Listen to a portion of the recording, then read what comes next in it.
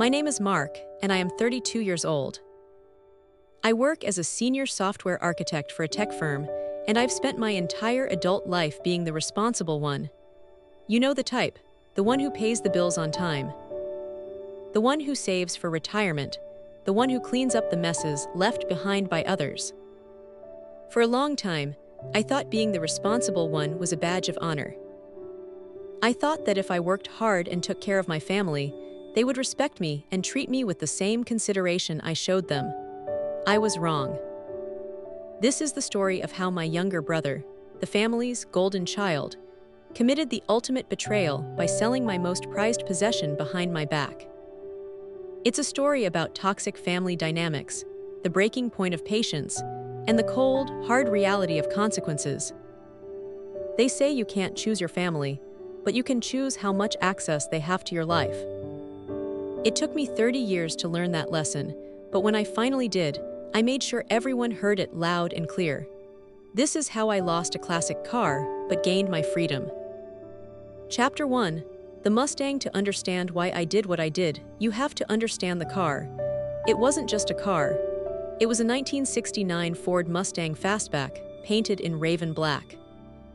I bought the chassis when I was 22, fresh out of college, with my first signing bonus. It was a rust bucket back then. No engine, the interior was shredded, and the floorboards were like Swiss cheese. For 10 years, that car was my life outside of work. I spent every weekend in the garage. I scraped my knuckles raw, I learned how to weld, I hunted down original parts from salvage yards across 3 states. I rebuilt the V8 engine bolt by bolt. I upholstered the seats myself. That car was my therapy. When work was stressful, I went to the garage. When I went through a bad breakup, I went to the garage. It represented a decade of my blood, sweat, and tears. It was appraised at around $65,000, but to me, it was priceless. My brother, Jason, knew this. He was 29, 3 years younger than me, and he had never worked for anything in his life. Jason was charming, handsome, and completely allergic to responsibility. He floated from job to job, bartender, DJ, entrepreneur, never sticking with anything for more than 6 months. Whenever he failed, my parents were there to catch him. Jason is a free spirit, my mother would say. He's just finding himself, my father would echo. Meanwhile, I was the bank. When Jason couldn't make rent, I covered it. When Jason got a DUI, I paid for the lawyer. When Jason needed a place to live because he burned bridges with his last roommate, I stepped in. I owned a second property, a nice 3-bedroom house in the suburbs that I had bought as an investment. When Jason was facing homelessness 2 years ago, I let him move in. I charged him a nominal rent, $500 a month for a place that could easily command $2,500. And did he pay that $500? Maybe 3 times in 2 years. I let it slide. I always let it slide. Because he was my brother. Chapter 2.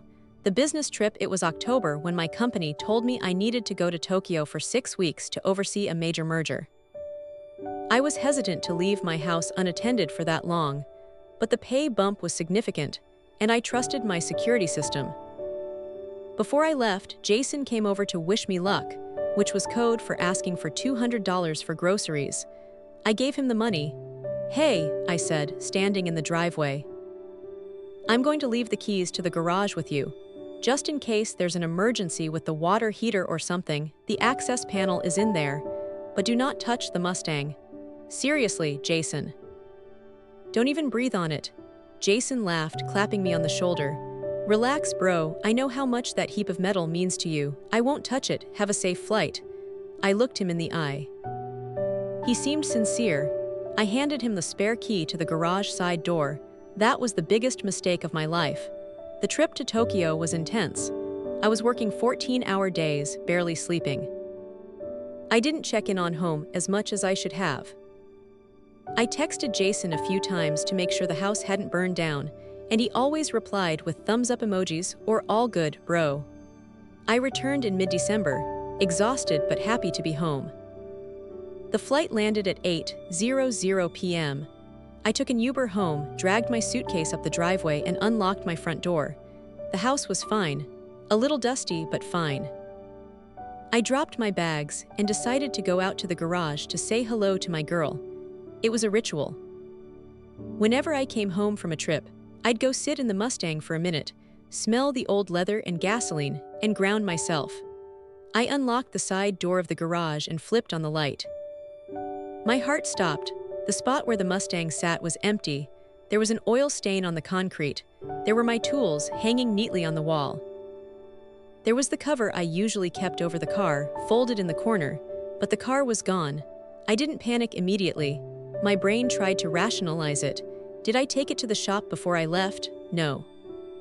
Did I lend it to Dad? No. Then the panic set in. I ran back into the house and called Jason. It went straight to voicemail. I called again. Voicemail. I called the police. I reported it stolen. I was shaking, pacing the living room, trying to figure out how someone could have bypassed the security system. Then I noticed something on the kitchen counter. It was a note scribbled on the back of a takeout menu. Mark, don't freak out. I borrowed the car. I'll explain later.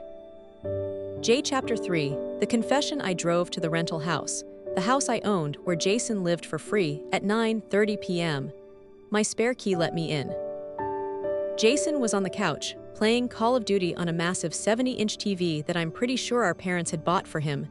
He looked up, startled, as I stormed into the room. "Where is it?" I screamed. I had never screamed at my brother like that in my life. "Where is my car?" Jason paused the game and sighed, putting the controller down. He didn't look scared, he looked annoyed. "Chill out, Mark. You're going to wake the neighbors." "I don't care about the neighbors. Where is the Mustang?" He stood up, scratching the back of his neck. "Okay, look, I got into a bit of a bind. You know that crypto investment I told you about? Well, it tanked hard, and I owed some people some money, not like bank people, bad people." My stomach dropped. "What did you do?" "I had to sell it, Mark," he said, as casually as if he were talking about selling an old toaster. "I didn't have a choice. They were going to break my legs." I stared at him, my vision blurring. "You sold my car, you sold my car. Who did you sell it to?" "Some guy on Craigslist. He paid cash. Look, I got $15,000 for it. That covered my debt with a little left over. I'll pay you back, I swear. Just give me a few months to get on my feet." $15,000, I whispered. The room spun. $15,000. "Jason, that car was appraised at $65,000. You sold it for scrap value." "Well, I needed the cash fast," he yelled back, suddenly defensive. What was I supposed to do?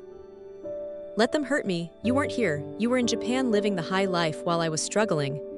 "You stole from me," I said, my voice trembling with rage. "You committed grand theft auto." "I'm calling the police." I pulled out my phone. Jason lunged forward and grabbed my arm. "You can't call the cops. I'm your brother. Mom and Dad will never forgive you if you send me to jail." "It's just a car, Mark. It's just a stupid piece of metal. I'm family." He was right about one thing, our parents. I shoved him off me. "Who did you sell it to?" "I need the name." "I need the number." "I don't have it," he lied. I knew he was lying. "It was a burner phone transaction. The car is gone, Mark. It's probably in Mexico by now." I looked at him, this grown man who still acted like a toddler, standing in the living room of the house I paid for, wearing clothes I probably paid for. Telling me he had sold 10 years of my life for pennies to cover a gambling debt. "Get out of my way," I said. I left the house. I sat in my daily driver in the driveway and screamed until my throat was raw. Chapter 4, The Enablers. The next morning my phone blew up. Not from the police, but from my mother. "Mark, honey, please," she sobbed into the phone. "Jason called me. He's terrified. You can't turn him in." "He made a mistake." "A mistake?" I asked, sitting at my kitchen table, staring at the empty garage. "Mom, he stole a $65,000 asset and sold it for nothing. That's a felony." "That's prison time." "He was in trouble," she cried. "He was scared. He said he'll pay you back. Dad and I will help. We can give you maybe $500 a month." "That would take 10 years to pay back what he sold it for," I said coldly. "And that doesn't bring the car back. He didn't even ask me. He violated my home. He violated my trust." "But he's your brother," my father chimed in on the other line. "Family comes first, Mark. Always. You have plenty of money. You have a good job. You can build another car, you can't build another brother. I don't want another brother, I said. I want justice. If you press charges, my father said, his voice dropping to a threatening tone, you are tearing this family apart. We will not speak to you again. Do you hear me? You handle this internally or you are out. I hung up. I sat there for a long time. I realized then that I was alone. My parents didn't care about me. They didn't care about my hard work or my feelings. They only cared about protecting Jason from the consequences of his own actions. They had been doing it his whole life, and they expected me to foot the bill again. I couldn't call the police. If I did, the car was likely already chopped or shipped, so I wouldn't get it back. And if I sent Jason to prison, I would lose my parents. Even though they were toxic, the thought of being completely orphaned stung, but I couldn't let this slide. I couldn't just get over it. I needed to hit Jason where it hurt. I needed to take away his safety net. I thought about what Jason valued. He valued comfort. He valued looking successful without being successful. He valued the free ride. And then I remembered the house on Elm Street, the one I bought 5 years ago. The one Jason was living in rent-free. I pulled up the file on my laptop. There was no lease. There never had been. It was a verbal month-to-month agreement, and since he hadn't paid rent in 6 months, he was technically a squatter, but in our state, as the owner, I had rights if I wanted to sell. I checked the market value. The neighborhood had gentrified significantly. The house was worth nearly double what I paid for it. I smiled for the first time in 24 hours. Family comes first, I muttered to myself. Well, business is business. Chapter 5. The sale. I called a realtor friend of mine, Sarah, that afternoon. Mark, long time no see. How was Tokyo? It was eye-opening, I said. Sarah, I need to sell the Elm Street property, fast. Oh, the one your brother is in. Yes, I want to list it immediately. I want a cash buyer, quick closing. I'm willing to price it slightly under market value to move it within the week. Sarah hesitated. Does Jason know? Not yet. And I don't want a for sale sign in the yard. I want you to reach out to your investor network. Pocket listing. Sell it as is. Mark, if people are going to view it, Jason is going to notice. Tell him I'm sending appraisers for refinancing, I lied. He won't question it. He's not that sharp. Sarah got to work. Because the market was hot and I priced the house aggressively, we had 3 cash offers within 48 hours. I accepted an offer from a property development company that wanted to turn it into a high-end rental. They were aggressive. They wanted possession in 30 days. They know there's a tenant, I asked Sarah. Yes, she said. They said they want the property vacant upon closing, or they will handle the eviction themselves immediately after. But for the sake of the deal, it's cleaner if you give notice. I'll give notice, I promised. The paperwork moved at lightning speed. Because it was a cash deal, there was no waiting for mortgage underwriting. We were set to close in 2 weeks. During those 2 weeks, Jason texted me a few times. Bro, are you still mad? Come on, pick up the phone. Mom is really worried about you. I didn't reply. I was too busy packing up the last remnants of my patience. I also did some digging into the bad people Jason owed money to. I found out through a mutual acquaintance that there were no bad people. Jason had owed money to a credit card company and wanted cash to buy a new specialized DJ setup and take a girl to Cabo. He sold my soul for a vacation and a mixing board. That knowledge hardened my resolve like concrete. Chapter 6. The eviction. The day before the closing, I drove over to Elm Street. I had a large manila envelope in my hand. I walked up the driveway. The grass was uncut. There were beer cans on the porch. My investment was looking a little shabby, but the new owners were planning a full remodel anyway. I knocked. Jason answered, wearing boxer shorts and a t-shirt at 2:00 p.m. on a Tuesday. He looked relieved to see me. Mark, finally. Look, man, I'm really sorry about the car. I've been looking for jobs, I swear. I'm gonna pay you back. I walked past him into the kitchen. The place was a mess. Pizza boxes, laundry everywhere. Sit down, Jason, I said. He sat on a bar stool, looking wary. What's up? You look serious. I placed the envelope on the counter. I have some news, I said calmly. I'm sure you know that the housing market is really strong right now. Sure. Well, I decided to diversify my portfolio. I sold the house. Jason blinked. He laughed nervously. What house? This house? Yes, this house. That's funny. So what, do I get a new landlord? No, I said. The new owners are a development firm. They are gutting the place. They want it vacant. I slid the envelope toward him. This is a formal notice to quit. You have 30 days to vacate the premises. The house has been sold. Closing is tomorrow. The new owners take possession next month, and they are not legally obligated to keep you here since you have no lease and haven't paid rent. Jason stared at the envelope. His face went pale, then red. You sold the house. Where am I supposed to live? I don't know, I said. Maybe you can stay with the guy you sold my car to. You can't do this, he shouted, jumping up. I have rights. I'm a tenant. Actually, you're a guest who has overstayed his welcome. You haven't paid rent in 6 months. I could have evicted you for non-payment a long time ago. This is actually generous.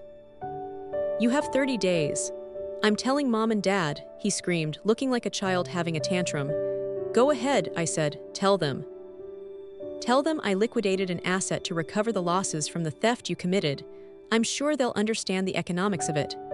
You're ruining my life, he wailed. I leaned in close. You sold my Mustang, Jason. You sold the one thing I loved. You did it for a trip to Cabo. I know about the girl. I know there were no loan sharks. His eyes went wide. He knew he was caught. You took something from me because you felt entitled to it, I continued. Now I'm taking something from you. The free ride is over. Get out. I turned and walked to the door. Mark, wait, please. I have nowhere to go. I didn't look back. You're a resourceful guy, Jason. You figured out how to sell a vintage car without the title. I'm sure you can figure out how to rent an apartment. Chapter 7. The fallout, the explosion was immediate and nuclear. By the time I got back to my own house, my mother was calling. I let it go to voicemail. Then my father called. Voicemail. Then my aunt, my cousin, and even my grandmother. Jason had spun a narrative that I was throwing him onto the street in the dead of winter. It was November, so not quite winter, but close enough for no reason. I sent a mass email to the family. I attached a photo of the empty spot in my garage. I attached a screenshot of the text messages where Jason admitted to selling it. And I attached a breakdown of the finances, how much rent he hadn't paid, and the value of the stolen car. Subject: the truth, Jason stole my car and sold it for 20% of its value to fund a vacation. I have sold the house to recoup my losses. He has 30 days to move. If anyone has a problem with this, you are welcome to take him in. He is no longer my financial responsibility. The phone call stopped, replaced by angry texts, but I ignored them all. I used the money from the house sale, which was substantial, over $200,000 in profit, to pay off my own mortgage completely. I was now debt-free. Jason tried to squat. He refused to leave after 30 days, but I wasn't the owner anymore. The development firm was, and they weren't his brother. They sent the sheriff. I wasn't there to see it, but the neighbors told me it was quite a scene. Jason being escorted out in handcuffs for trespassing, screaming about how his brother betrayed him, while a crew tossed his furniture onto the curb. My parents ended up having to take him in. They live in a 2-bedroom condo in Florida. Jason is sleeping on their pull-out couch. From what I hear, the golden child shine wears off pretty quickly when he's 30 years old, unemployed, and eating all your food. They still send me guilt trip cards on holidays. We pray for your heart to soften. I throw them in the trash. Conclusion: it's been a year since it happened. I haven't spoken to Jason. I haven't spoken to my parents. The silence was hard at first. The holidays were lonely, but then I realized something. I had peace. I didn't have to worry about my phone ringing with a new crisis. I didn't have to hide my wallet. I didn't have to feel like a parent to my own brother. And the best part, I started looking for a new project. Last month, I found a 1967 Chevy Camaro shell in a barn upstate. It needs a lot of work. The engine is seized, the paint is peeling, and the interior is a disaster. It's going to take me years to restore it, and I'm going to enjoy every single second of it. I installed a new security system in the garage. one with biometric locks and cameras that stream directly to the cloud. But I don't think I'll need them. Because the only person who ever stole from me is currently sleeping on a sofa bed in Boca Raton, complaining about how unfair life is. I learned that you can't save people who don't want to be saved. And sometimes, the only way to protect yourself is to burn the bridge while they're still standing on it. I sold the house, I kept the money, and I bought my life back. Worth every penny.